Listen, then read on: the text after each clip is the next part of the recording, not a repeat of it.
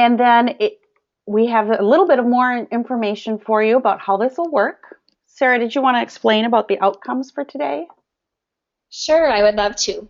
Well, welcome to the Small Schools webinar again. Our outcomes for today are to identify strategies for successful implementation of a culturally responsive multi-level system of support.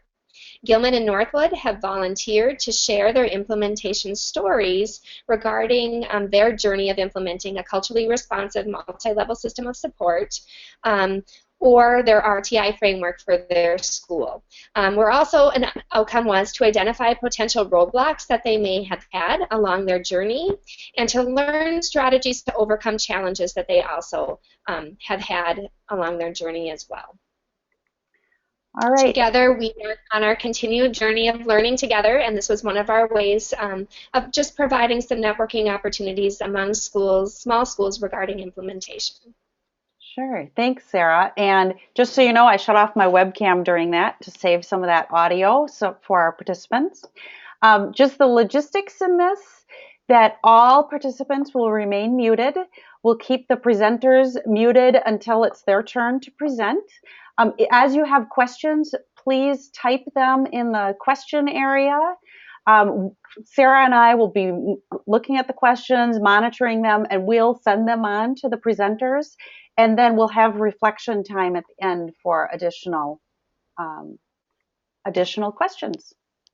So with that, let's get started. We wanted to begin by grounding you a little bit, just a reminder of what Wisconsin's definition is for response to intervention, in that this is an organizational framework. It's sort of a structure that you build your system around. It guides your implementation for this culturally responsive multi-level system of support so that you can ensure you have academic and behavioral success for all your students.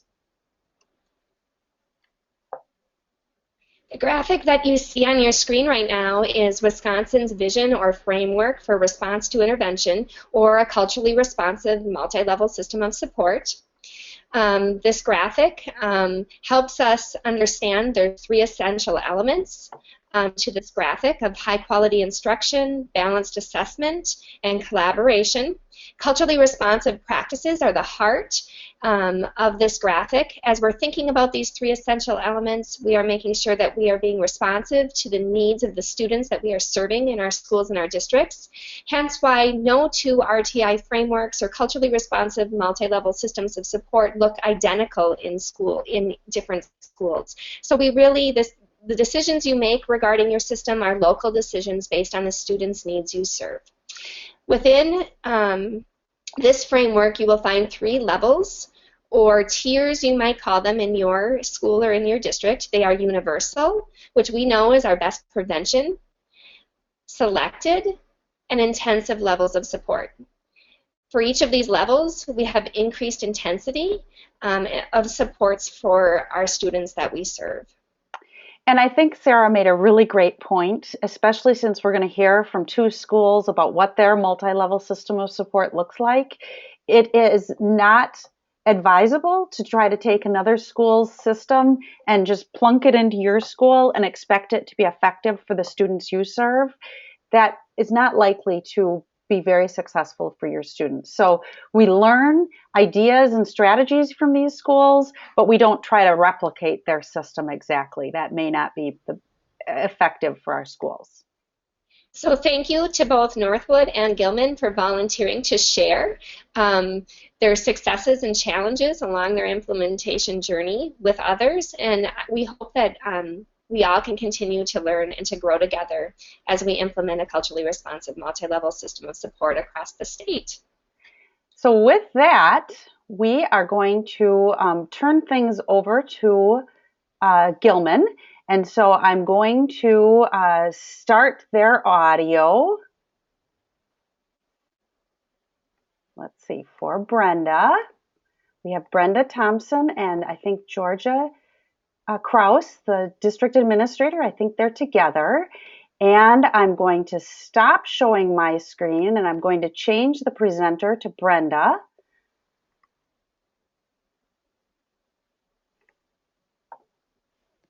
Good morning, Jill. Good Good morning, morning. Sarah. And Good morning. and and and you'll need to remember that you need to show your screen under screen sharing. Right now, we don't see your screen yet.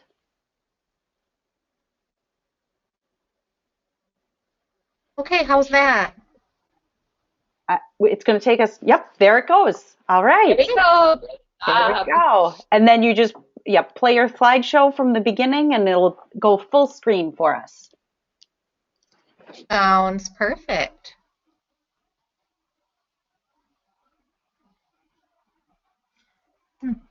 While this is transitioning, first of all, I want to say thank you to Jill and Sarah. And please know that we went to several of their workshops, and they have been a great help in supporting our development here in Gilman. I cannot thank Brenda enough for all she has done to drive our team forward. It has been truly an incredible experience. This, you also need to know, has taken us multiple years and has taken a lot of time and dedication on our staff. We're fortunate in that we have wonderful people here, and Brenda will go through some of the individual things that they have done and what we have developed as a team. We have really played to our strengths, so when Jill says you can't take someone else's template and just plunk it in, we really have taken bits and pieces from multiple places and really used our team's strengths to develop a program for our students. The first thing we started with was starting with our universal curriculum and examining that. And I'll kind of turn it over for Brenda, and she can start going through the specifics. Hi, I'm Brenda Thompson, reading specialist here as well as the Gifted and Talented coordinator here. I'd like to start with what Sarah and Jill touched on just a bit about the heart of Wisconsin's model, and that is the culturally responsive in the center. We've spent a lot of time looking at that. You will notice on our school demographics that we do not have a lot of racial disparity here. However, if you look at our economically disadvantaged, we are very responsive to that piece. And I'll try to touch a little bit more on that as we go. Looking at our school demographics, you will see we look a lot like northern Wisconsin school districts. You will also notice as well that our gender is fairly even, with a few percentage points more in the male area. Our focus of our RTI system here looks very basic and simple, but yet it's important to have discussions on that in your building. And we really focus on student successes. We spent a lot of time discussing student needs and looking at what are needs that are unique to Gilman when we put this together. Our focus is also, down the road, the possible SLD placement, making sure we have all of those pieces in place if that indeed goes that path. And we also hope that with our RTI system, if it's working successfully, that we will see less behavioral referrals. The levels of implementation, again, as you go through the journey, are purpose building,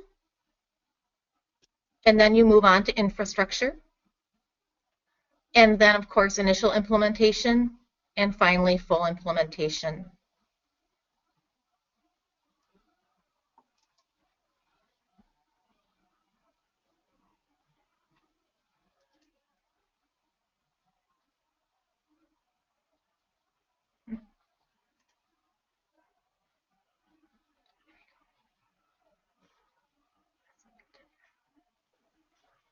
When we began in 2012 with purpose building, a lot of discussion happens in this area.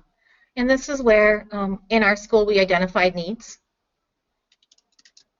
With those needs, we have a large amount right now of students that are having challenges in the decoding area. So that's been a discussion here in this building for a long time. And so as we discussed the purpose building part of this, that was a lot of our discussion centered around why and what our percentages were. In the purpose building stage, it's just a lot of really discussing why it's important, listening to everyone. And I'll move here in the purpose building part for us, because number one discusses why. That may seem really simple, but discussing why it's important to meet student needs is so critical to get everyone to buy into the theory. We identified our strengths in our building first and talked a lot about that. And some of our strengths would be the teachers we have and all of the unique areas of strengths that they have. We also identified things like our parent base. And Georgia, can you think of other strengths there? Some of the tools that we already had in place, Brenda has done an exceptional job with the title program. So there were some tools we were able to use in from the title program. So just kind of some curricular pieces, looking at the assessments. They talk about being data rich and yet not understanding completely what that data is saying. So we took some time to build those pieces also. And some of our weaknesses, at that point, it's much different than it is now, because of course, the way Sarah and Jill alluded to earlier, it really is a journey. It's discussion in this purpose building area that really needs to happen a lot. You'll see number 5 was really important to us. Everyone's opinion and establishing trust within the staff was one of the main keys throughout the whole school year. Number 6, I just added it here because sometimes we hear RTI, and I know I've had this discussion with other school districts. It's just simply a response to an intervention. And it's just something we try as educators when students aren't demonstrating growth like we believe they should. And it's just really, it's best practice. It's just something you would automatically do if students aren't grasping the material. You'll see number 7, our primary belief statement is simply all students can learn. And at the end of that purpose building year, we all came with that common knowledge. All students can learn.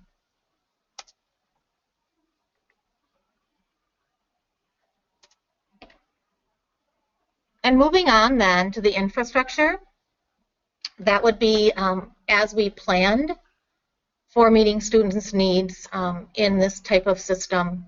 You'll see it has activities here. They're stated with the planning and articulating the details of things we believe. We spent a very long time purchasing, looking at products, researching them. I'll explain that a little bit more on the next slide. And then looking at possible schedules, and then redefining roles, which would be our staff. And in Gilman, we decided it was important to initially house grade level data on reading. We decided to focus on reading. And so we spent a lot of time looking at data and also deciding how we would organize our data so that it was usable to everyone and it was something that could be used easily. We also started exploring some interventions. And at first that seemed easy to explore some interventions until you start working with more of your staff and you realize that you need to look at areas of decoding and comprehension and fluency and written expression and oral expression and areas like that. So when we started exploring those interventions, we really took a look at the RTI, the National Center on Interventions, to see which ones had the best research and the ones that were very well research based. So we used that a lot to get our information. You'll also see I still added discuss, discuss, discuss. Very important to continue those conversations in your building. You'll see I added here collaborating with your school psychologist and director of special ed. That's here because in Gilman, that's the essential piece that needs to happen. And at that time, we really didn't realize how important that was. Being on the full implementation end, of that, that's, like I said, absolutely essential to have that piece in there. And we always return to our foundational belief statement that all students can learn.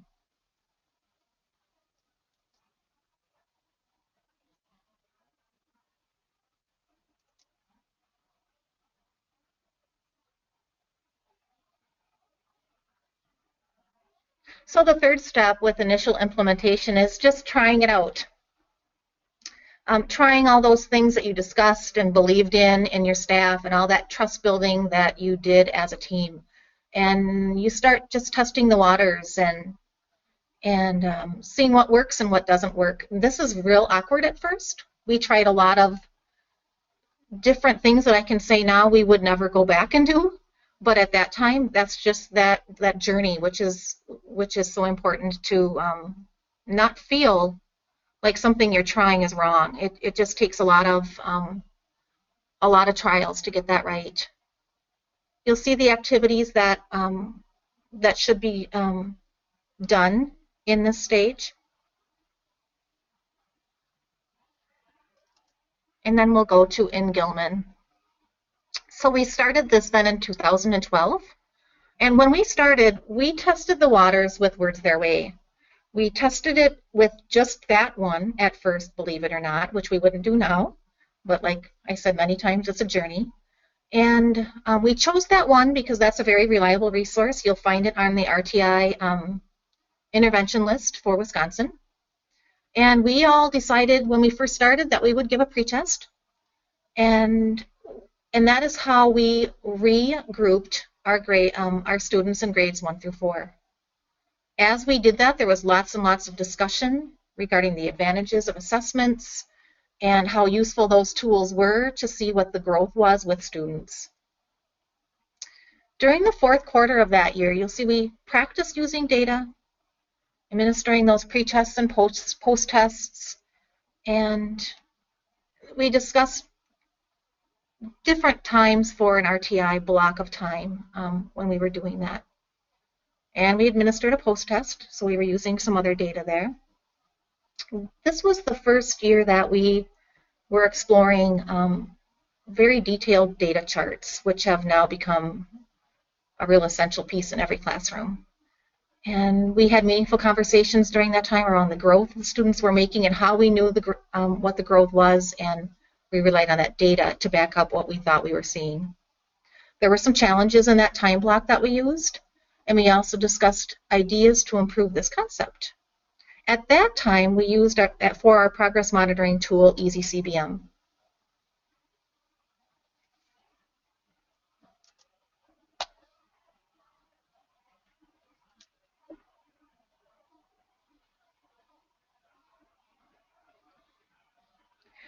Which leads us now to where we are today.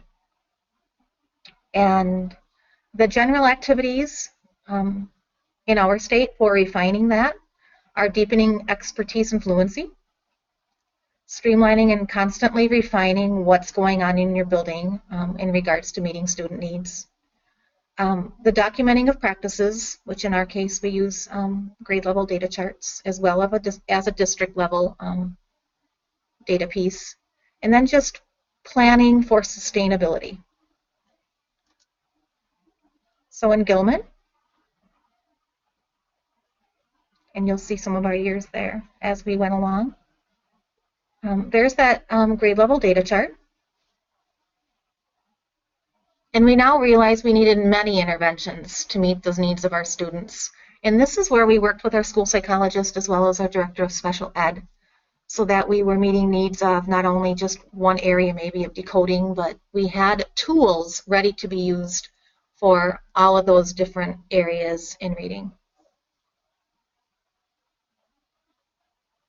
We also hold student studies, and those student studies are designed to look at our data charts and discuss how well a student is succeeding, or whether an intervention is working or not working, or sometimes that can even be used with students that are in the mainstream universal level that maybe we see some concerns coming up with and we'll hold those student studies. A nice addition to our journey was we now have a revised district RTI team that meets, and that team consists of myself and Georgia, our high school principal, the school psychologist, the director of special ed, our middle high school RTI lead person, and our guidance counselor. And we meet on a very regular basis, keeping our goals in mind so that we can meet the needs of the students in our building. We also now align all of our data with our SLO and PPGs here, so that you can see that as we went along, all of the puzzle pieces are all coming together and everything works very well together. And so now, when we started with one, and currently right now we have four possible, in the elementary we have four possible interventions for students with needs. And I have tier 2 and tier 3 here, but that would be the selected and intensive levels. The interesting thing we did in Gilman is... Brenda, before you continue, could you tell us what the 4 different interventions are that you have available right now? Sure. The 4 possible interventions, and we did decide that in our building, these are the ones that really work well for us. And we have continued to keep words their way on that list right now, because we've really identified that decoding in the phonics area is the level that we need to focus on here. We also have sound partners. We also have RAVO, which is an acronym, RAVE-O.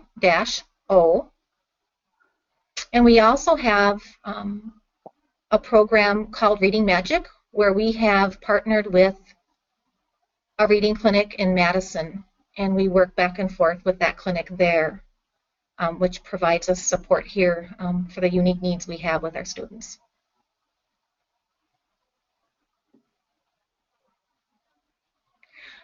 I'll go on to number 7. Yep. Where it states teachers are experts on the interventions. And we feel that's unique to Gilman. Rather than 1 or 2 people being experts in all of those interventions, we've decided to hand that over to teachers. And teachers have really received that enormously well. They all want to be an expert in some intervention. And it's just been, for me, it's been a pleasure to see teachers really grasp onto that idea and attend trainings. And Georgia's been great with that on support for being experts in those and getting training with those. And so that's been great. So if we have a student that is needing support in fluency or decoding, we have interventions bought, the ones that we have mentioned earlier, that will meet the needs of those particular students with that. After our fall, winter, and spring assessment windows, we re-evaluate students that need that selected and intensive intervention. We do that with our district RTI team, and we use a Google Doc with that, and we realign students. It's also really important to use your assessments with fidelity. And for those of you that are still exploring all this, the fidelity piece would mean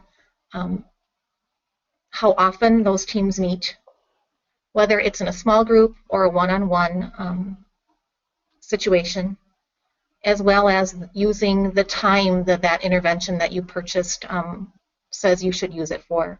And all 3 of those pieces would be important in maintaining the fidelity of that piece for students in the selective or intensive area. We also have an edition of an Rti Documentation Summary. And you might wonder, what is that? And that's really been a journey in and of itself, too. We started out with a very simple documentation summary, and now we've got a very nice one, which documents that students in the universal level, and then meeting with me in the Title I area. And then it's just a place to chart all the different interventions and things we're doing with students to see whether they're successful or not successful. You might notice on this slide that there's some double asterisks as I go through it. I'll mention that a little bit later, but all of those pieces are handouts that I'm willing to share with any district that would like to see any of those. They just need to contact me, and I'll get to the last slide, and my contact information will be there. We also weekly collaborate in our building on the implementation of our now what we call Pirate Power-Up time. And that collaboration piece is important too, because if we notice something that may not be working quite right, we're able to fix that right away and keep right on moving.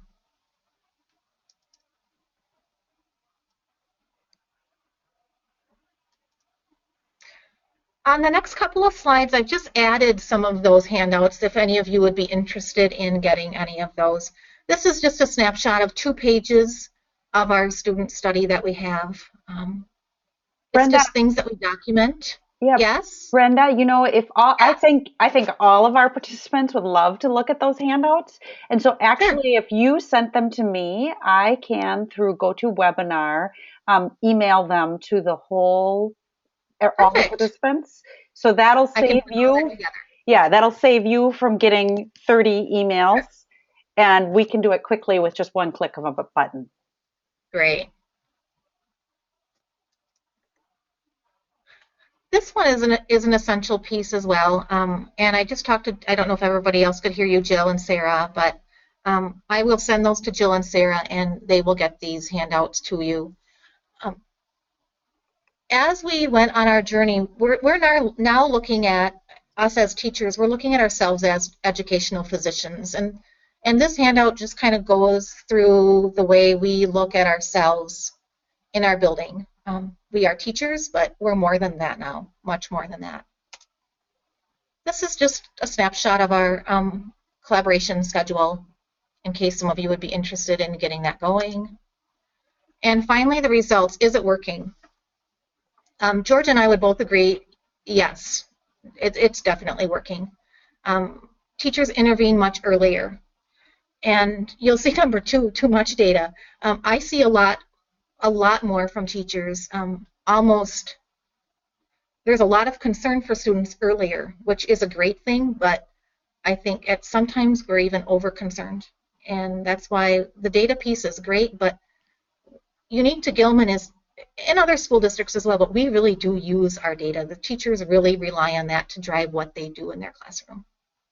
You'll see my reference to educational physicians.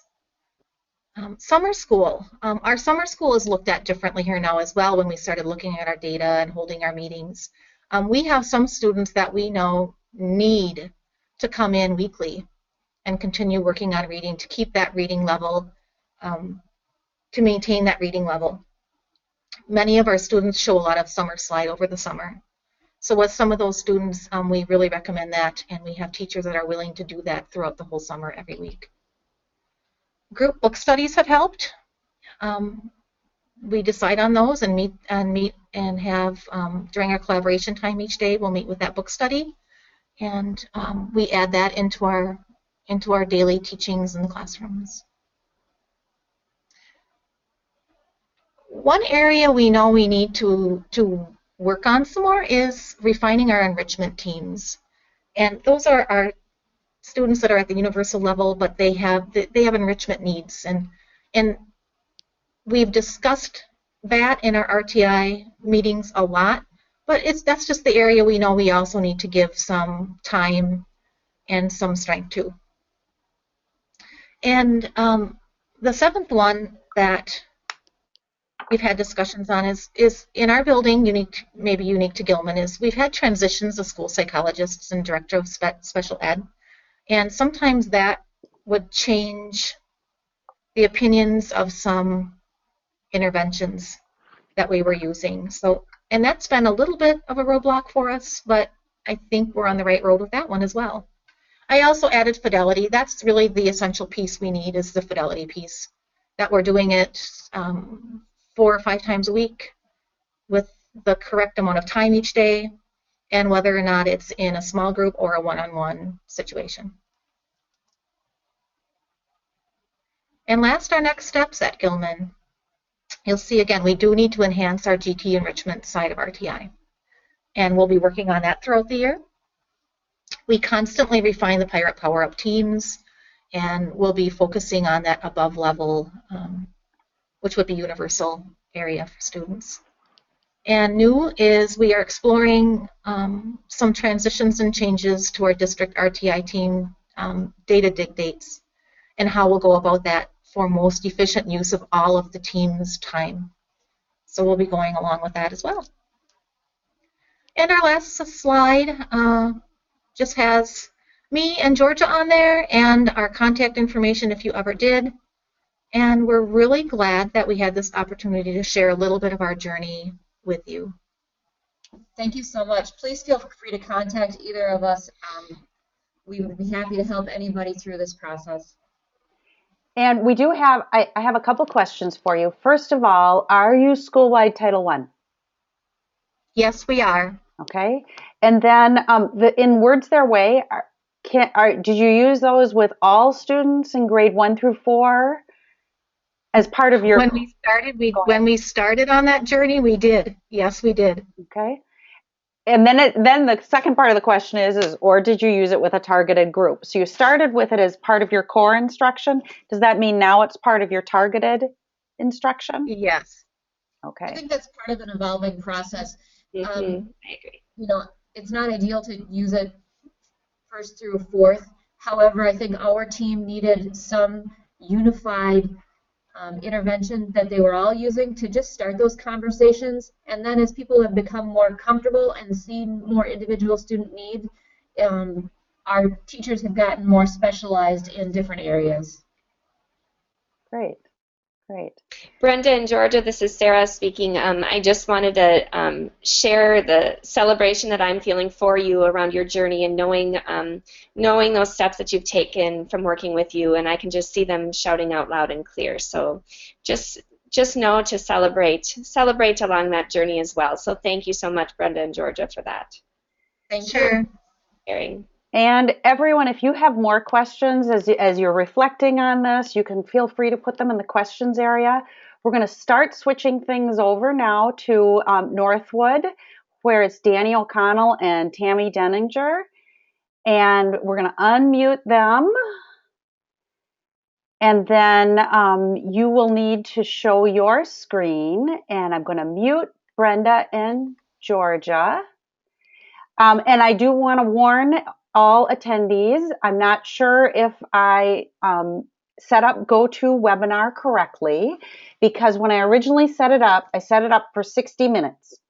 And we are 9 minutes away from 60 minutes. And I don't know if GoToWebinar will kick us out or if it will just let us continue. I had assumed it would just let us continue, but now that we're actually in it, I'm getting a little worried that it might kick us out.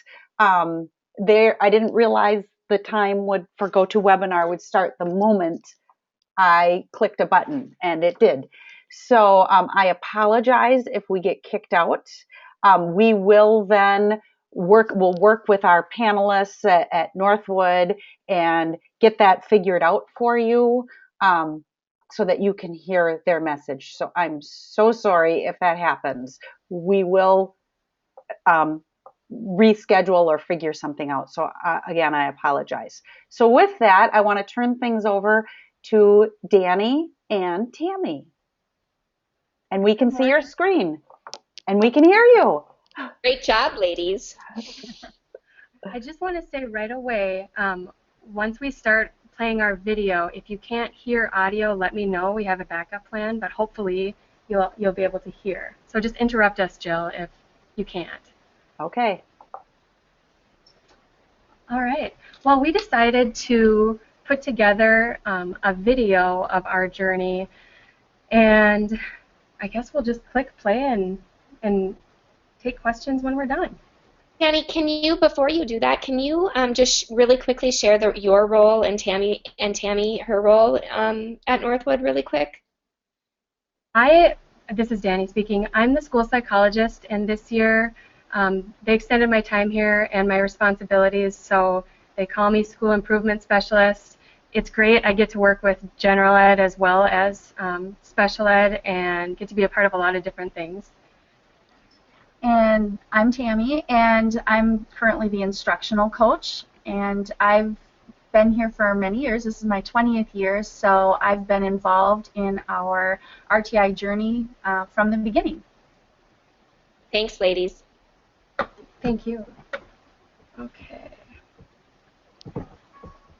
Northwood School District, the home of the Evergreens, is located in beautiful northwest Wisconsin. We are a one-building school with 355 3K through 12th grade students. The Northwood District spreads across more than 400 square miles of small rural communities. Lake homes in the area have contributed to a unique circumstance of a property-rich community despite significant poverty amongst many of our families. Parents of many of our students earn low wages. 54% of our students qualify for free or reduced lunch. Because we are property rich, the district only receives a total of $22,000 in general state aid, which is 5th lowest in the state, while surrounding districts receive approximately $6,000 per student. Northwood has school-wide Title I status, and approximately 13% of our students receive special education services. We are a non-racially diverse district, but are culturally responsive to poverty impacts and meeting the needs of our students. In this video, you will hear about Northwood's journey in creating a multi-level system of support which prioritizes learning and progress for all of our students. It has been a learning process and we've encountered barriers, but we keep improving and refining our process as we go. One of the most important components to our school district as a whole is the value and emphasis we place on professional development. A recently completed school culture survey revealed that our faculty values this commitment to improvement and rates it as our greatest strength as a district. In order for our system of support to be culturally responsive, this is an ongoing commitment.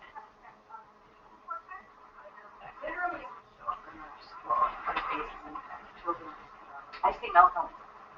From kids that can't suffer. Building and strengthening universal instruction is our best first response to student needs. Knowledge and understanding of the standards, using research-based strategies embedded within best practices, differentiation, and formative assessments at the universal level will provide all students with high-quality instruction. Balanced assessment is a key component to drive our instruction as well as our intervention supports for all levels of learners. Our district uses STAR as our universal screener along with PALS for pre-K through 2. We created a reading and math data wall as a tool for us to use to collaborate using specific student data. The look of the data wall has changed and evolved throughout the years, but its purpose remains the same. Collaboration using multiple data sources to drive instruction and supports. The elementary data wall includes STAR reading and math scaled scores according to NAEP and guided reading levels along with the behavior and attendance component. The secondary data wall includes STAR reading and math scaled scores, GPA and ACT scores, as well as behavior and attendance components. The data wall is crucial in discovering the gaps in student achievement.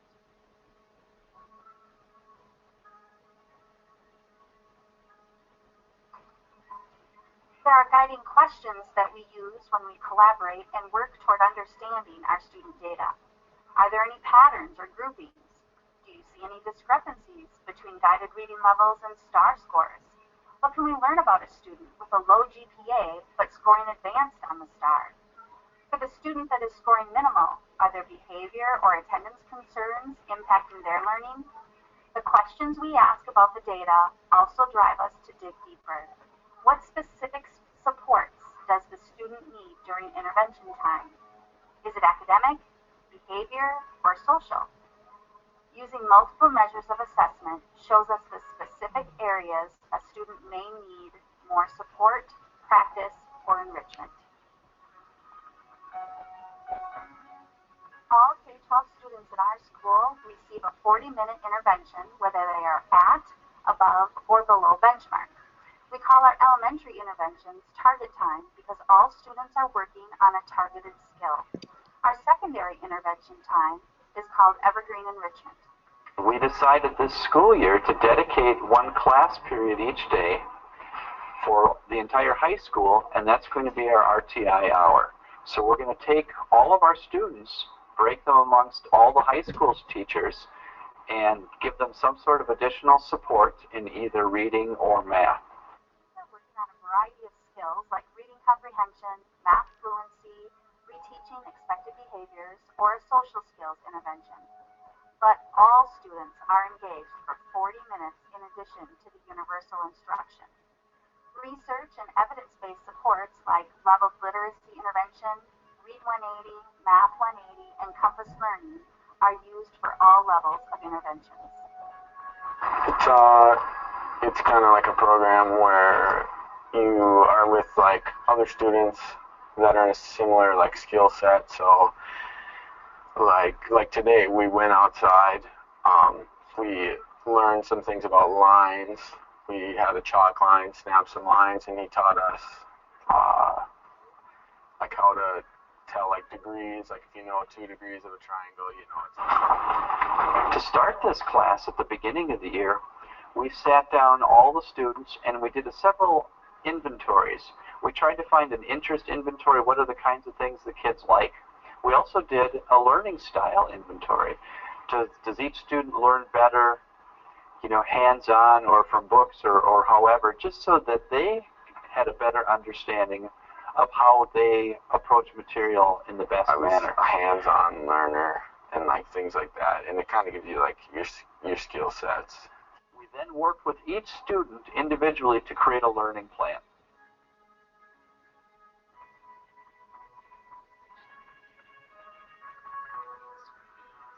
So like when Mr. Killow teaches us something, and then he'll have us go back and take the STAR test, and then so that you know, then he can get a print off of like where we improved. And on the last thing, we were working with like y equals mx plus b, like slope and stuff, because we were all having trouble with that. And everybody either went up or stayed the same. I think everybody actually went up on that. So then we moved on from that, and then he found our next weak spot is with angles and geometry stuff. So now we're starting to get into that. At Northwood, our multi-level system monitors and supports whole child well-being just as vigorously as it does academics. Social, emotional, and behavioral interventions are interlaced into our entire system. Our behavioral support system is set up similar to academics. The time, intensity, and focus of social and emotional interventions vary depending on individual need. Universal positive behavior supports are at the heart of how Northwood School functions. Part of our vision is that nurturing genuine relationships are essential for staff and students to reach their potential. Our PBIS team is active in teaching and reinforcing expectations to all students. Some of our elementary movie stars will share our evergreen expectations with you.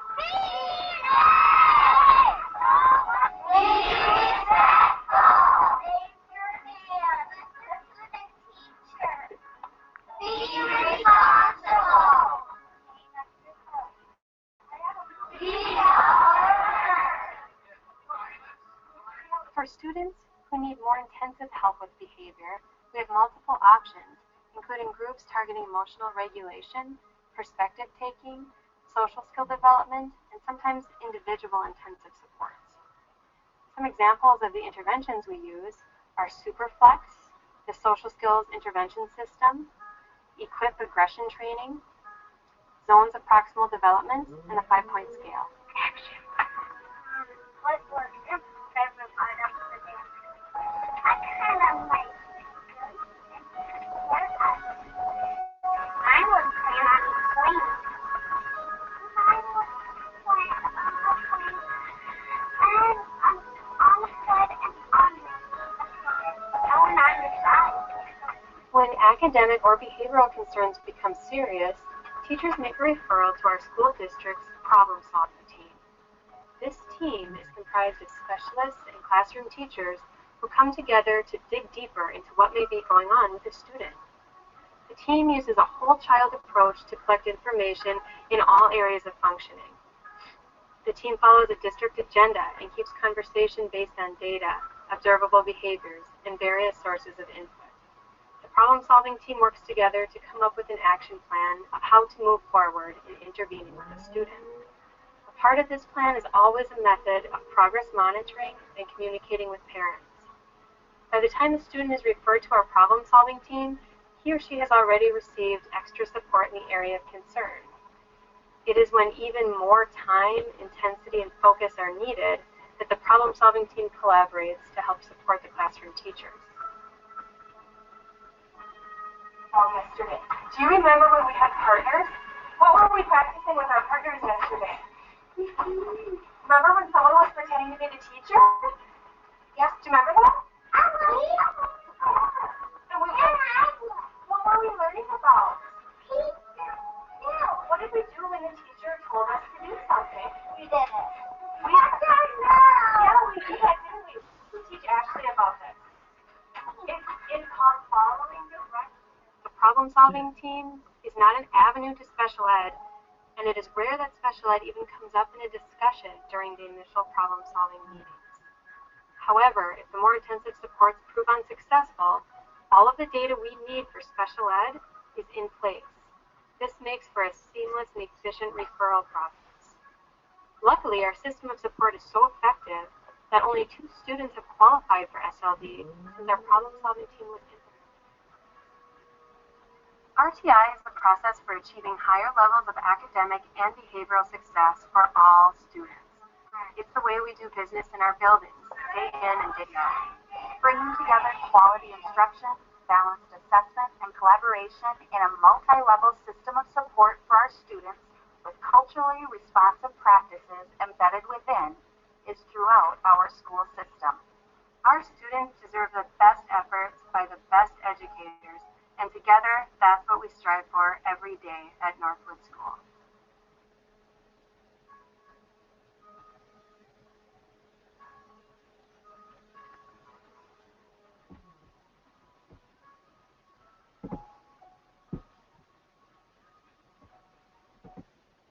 Okay, that's our story.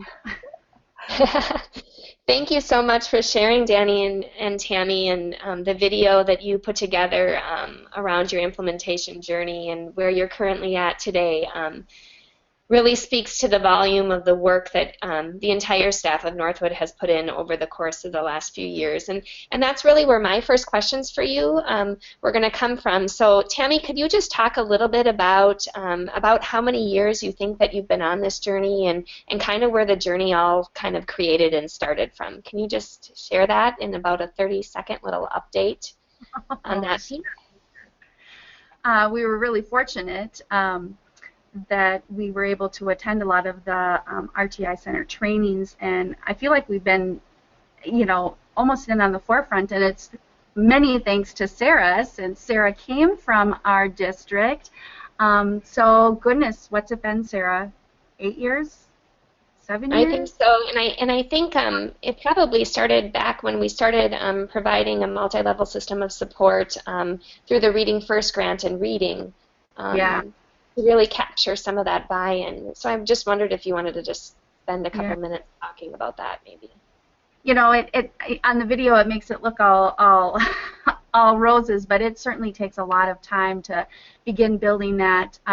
It was 10 years ago that we started the Reading First, when we had the Reading First grant, to really start building the foundations at the elementary level, and we're just now getting where the high school, the last couple years, the high school is really starting to get involved. So it is very much a process over time. And that's kind of what I thought. I love that you shared that.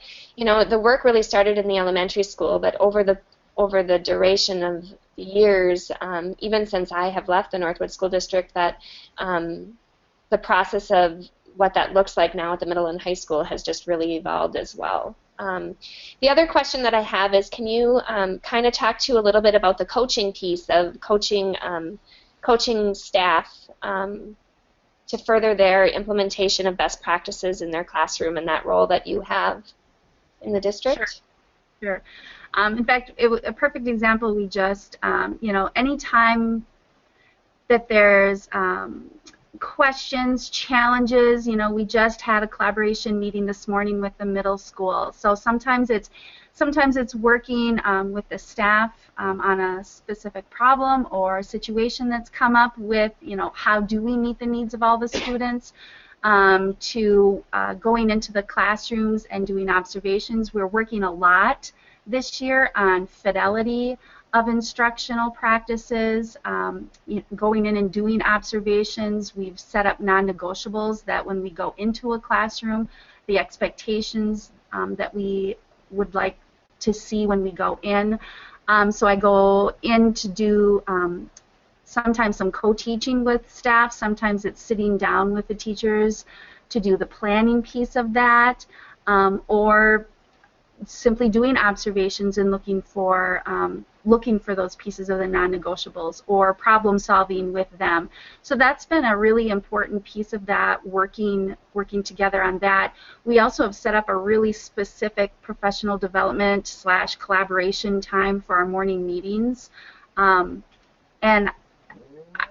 having someone to take the lead on that, I think, has made a significant impact because it's very consistent and purpose-driven. Thanks, Tammy. Thanks for sharing that. And then, Danny, I have a question for you as well regarding, you did a great job sharing some of the integration work, which has also been a journey, the integration work between behavior and academics.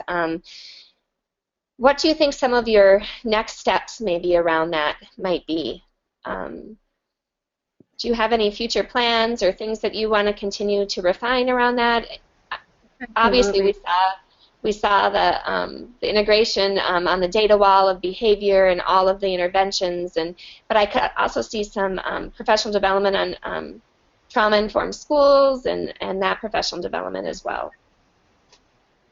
We have made a big push toward educating our staff on mental health, and it's just something that we see coming up more and more with all of our students.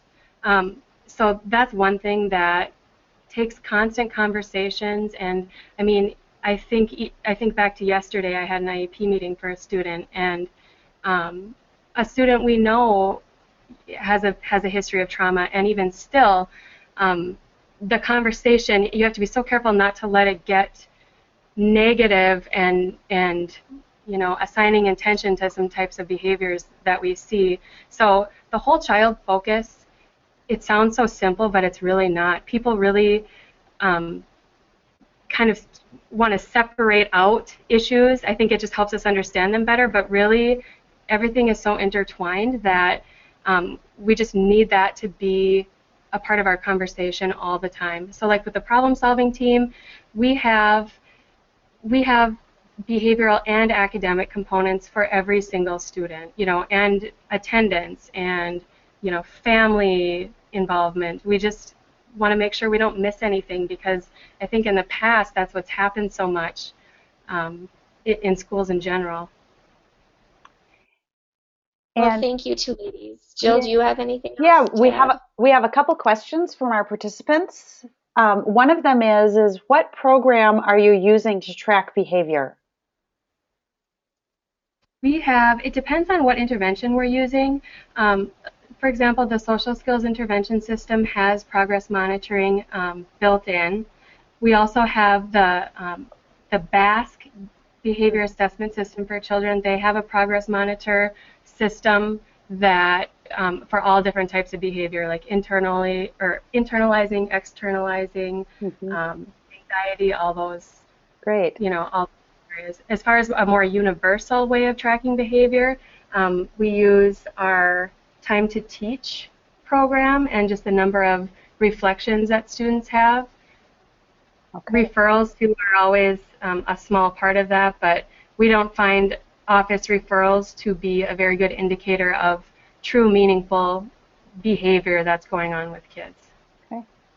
And then the other question is, could you describe some of the interventions that you're using from Compass Learning? And then it specifically asks reading, math, which grade levels? And Compass Learning is new for us this year, so this is very much a piece of it that we're working on. But we currently use it for, we're using it 3rd grade through 12th grade. It is reading and math both. For some students, it's credit recovery. Some students, it is practice, you know, that piece of it that they might be interested in, especially if they just need some practice. For some kids, it's an enrichment piece. So it's kind of all over the board. Some special ed uses it as well for core, so then that's more of an intervention. So we continue to learn more and more about that. We've actually been taking some Compass Learning webinars to learn more about how we can more successfully use that. So there's a long ways to go with using Compass Learning as well. Sure, thank you. And then we do have a couple additional questions back for Gilman. And so what we're going to do is I just want to really thank you at Northwood for putting that video together. I know that was a lot of work. We really appreciate it. And just thank you for your time. We're going to switch things over then. I'm going to actually change the presenter and switch it back to my screen. So then you don't, and then I'm going to mute you in Northwood. And I'm going to unmute Brenda, you and Georgia. I'm going to unmute you so that I can pull up our questions. We're wondering about, in Gilman, are you using the developmental version of Words Their Way, or are you using a different version? So Brenda, I think we are using the developmental one. It would be the silver edition. The silver edition, okay. Right. And then the other question is someone wondered about more information on reading magic. They searched online and they couldn't find anything about that? No, you would not find that online. Why don't you have that person contact me?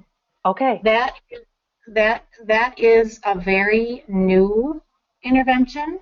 Okay. It's very based. It's got a dyslexic based to it. Which is why we're using that, and that's used in those reading clinics around Madison, 11 different clinics in Madison right now. It's also based on Marianne Wolf's work at Tufts University out east. Okay. So that's our connection with that right now. All right. Well, thank you so much. I think then we are ready to just wrap things up. We're about at our end time, so Sarah and I just want to remind you there are always options for you available from the Wisconsin RTI Center. We don't do a lot of marketing of our events, so we really encourage you to use our website, the Wisconsin RTI Center website, and use our events calendar so you can see what's upcoming. Also, you'll notice in the upper right-hand corner, you can immediately link through to the PBIS network events. So those are available there. So you would want to make sure to keep track of what's going on in our region, if it's in the west or in the north or whatever part of the state you're in. Those things are available. And then, of course, everyone has a technical assistance coordinator that you can contact. But we just really, really want to thank Gilman and Northwood for sharing their story. We know it's a lot of work. So thank you so much. And participants, we want to thank you for being with us today. So with that, we're going to end this GoToWebinar. And just, again, thank you for spending your time with us. Have a great day.